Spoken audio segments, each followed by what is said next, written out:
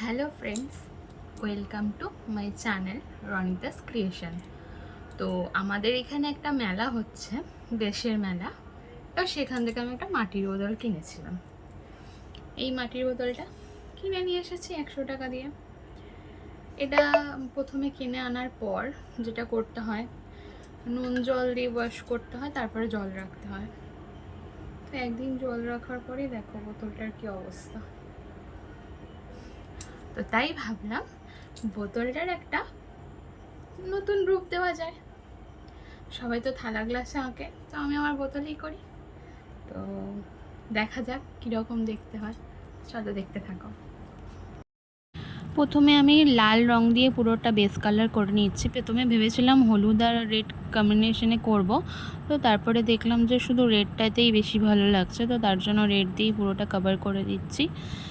তো এরপরে আমি রংটা শুকনো করব, তারপরে হোয়াইট আর ইয়েলো দিয়ে আমি ডেকোরেশন করব।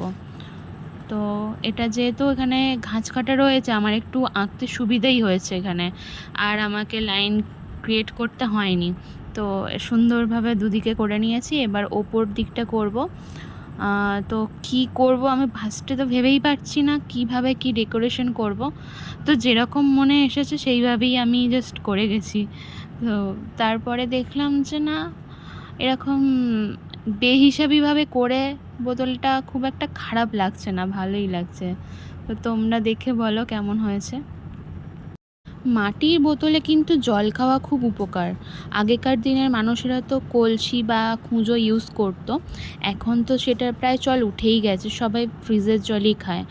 আমার হচ্ছে টনসিলের প্রবলেম, তো আমি এত গরমের মধ্যেও ফ্রিজের জল খাই না বা কোল্ড ড্রিঙ্কসও খাই না।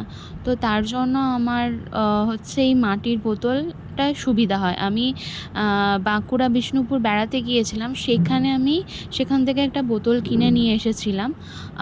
তো সেটা আমার রয়েছে ওই বাড়িতে, হাওড়াতে।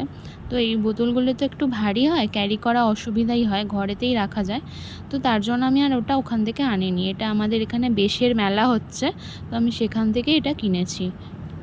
পারলে তোমরাও কিন্তু একটা এরকম মাটির বোতলে মানে ইউজ করে দেখো, খুব ভালো লাগবে। এর জলের টেস্টটা কিন্তু একটু অন্যরকম হয়, আমার তো সেটা মনে হয়। জানি না সেটা আমার ভুল ধারণা কিনা, তবে মাটির জিনিসে বা কলসিতে জল। তো আমার এই বোতল ডেকোরেশনটা কেমন হয়েছে অবশ্যই কিন্তু জানিও। ধন্যবাদ পুরো ভিডিওটা দেখার জন্য।